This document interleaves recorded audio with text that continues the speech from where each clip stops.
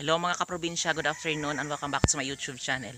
So ngayong araw na ito mga kaprobinsya, ipapakita ko sa inyo yung aking tanim dito na bago pa lang na alugbati at saka tanglad. Ipapakita ko sa inyo dito sa gilid. So tara mga kaprobinsya, samahan niyo ako at ipapakita ko sa inyo. So yan mga kaprobinsya, is mga 3 araw pa lang itong itinanim ko. So ayan, so kahapon na malakas yung ulan. So yan, yung iba buhay na. Ayan o. Ayan. So maraming dahon ng kawayan. So ito yung mga tanglad, ayan. So, ayan. So ito daw ang kamote. Kamote. So dito may tanim din akong kamote, ayan. Ayan, buhay na din yung kamote. Kamote, ayan. Yan, may mga tanglad sa gilid. Ayan. Dito pa. So hanggat dito lang yung tanim ko na tanglad. Kasi kunti pa lang yung kunti lang yung tanglad na Yung mga tanglad na ito mga kaprobinsya is binigay lang ito sa akin. Ayan.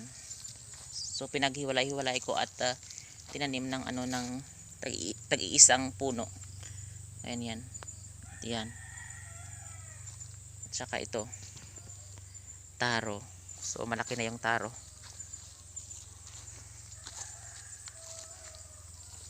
So yan merong puno ng ng kawayan. So yan hanggang diyan. Ito. So ito yung ditong portion mga kaprobinsya is gagawin sana itong daan hanggat doon. Pero kaso hindi pa natapos ng may-ari ng lupa kasi mano-mano lang itong ginagawa. So kasi mahirap naman na mabilisan yung pagbungkal. So yan dito yung daan hanggat dito yun. So yan. Ayan. So sapa ito na maliit, ayan So dito yan dito yan dadaan sa gilid na ito papunta doon yung daan nila na gagawin. Pero siguro matagal pa itong matapos. Ayan, kasi mano-mano mga kaprobinsya. So yan, meron namang umusbong na bagong bagong kawayan. So ayan mga kaprobinsya, itong nangyari na ito is nung panahon pa ito ni Kinta na landslide. When it was 2020 pala. Sorry. 2020. 2000, tagal na yun. 2020 pala, yan Nung dumaan si Kinta, so yan yung nangyari. Hindi po ito binungkal, kusa itong nabuwag papunta doon sa ilalim. Yan.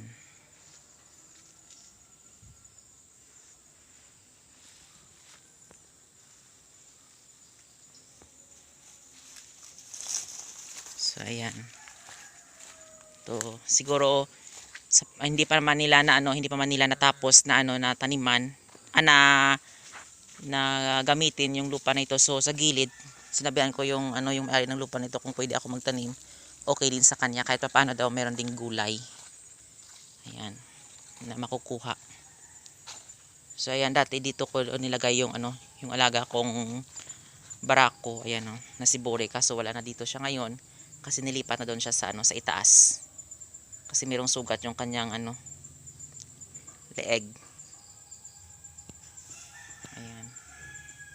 So ito na ngayon yung kanyang yung kinuhaan sa kanya, kinunan sa kanya, ayan So mas maganda ito sa nang taniman ng mga gulay kasi binungkal ng ng baboy at saka maganda yung kasi meron dito mga mga humus na natira. Pero hindi pa ito pwedeng taniman kasi baka dito ko rin ibabalik si Bori kapag magaling na siya. So yan. So yan yung bahay ng may-ari ng lupa. Ito. So ayan mga kaprobinsya. Ayan, tapos na ako magpunta doon sa aking mga mga tanim. So yan. Papakain na ako ng aking mga alagang baboy.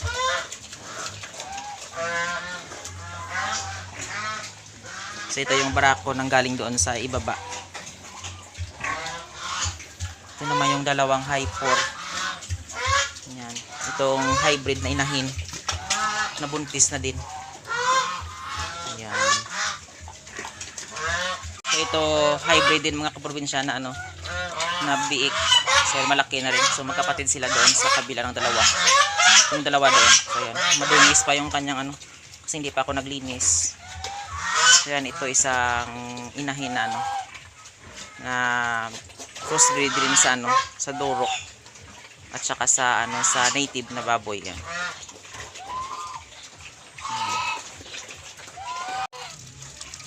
So ayan yung aking mga alagang gansa mga kaprobinsya. Yan. Dito na ako nag-video, hindi ako masyadong maglapit kasi mailap sila.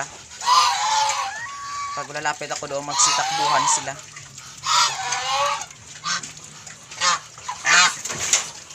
So ayan. Yung kulay white. Yan, at brown.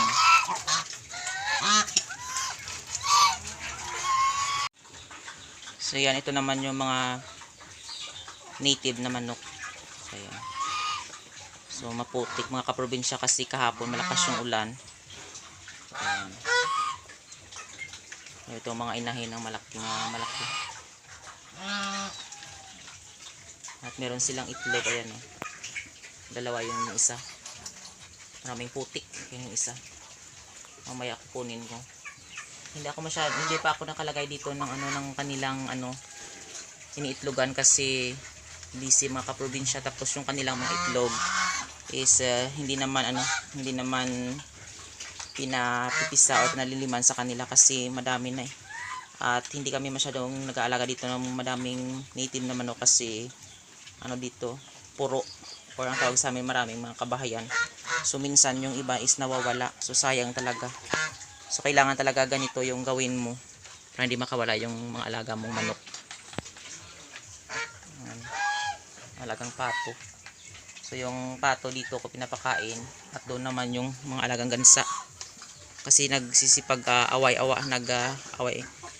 Minsan nag-ano sila eh. Inaaway nila yung alagang pato. So yan. Yung mga manok kailangan talaga screen. Kasi lumilipad sila eh. Minsan kung saan sila pumupunta. So minsan hindi na makabalik sa may-ari. Ilang araw, 2 araw, hindi mo na makikita. So yan.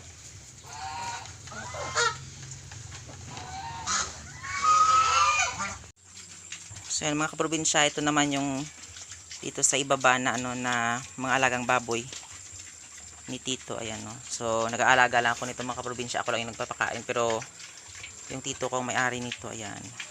So dito pa sa kabila. Ayan. Ito yung nung isang araw na kinapon. Ayan. Okay na din yung kanyang ano, yung kanyang sugat is hindi masyado na maga. Ito naman yung kanyang gawing inahin. So yan, hindi pa ako nakapaglinis. So ayan, yung sa kabila hindi na yun pag may-ari ni Tito. Yung ano yun, yung may-ari ng lupa sa kanila ito. Ayan.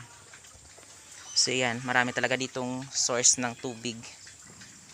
So ayan, ito yung hinihintay ko pa na magdami yung laman nito. Ayan. Tapos maglilinis ako dyan. Linisin ko yung mga ito.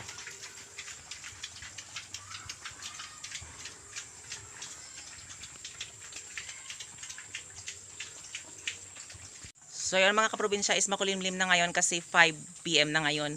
So maraming salamat sa walang sawang pagsusupport at panonood nyo sa aking YouTube channel. And don't forget to like, share, and subscribe to my YouTube channel. Thank you for watching and happy farming!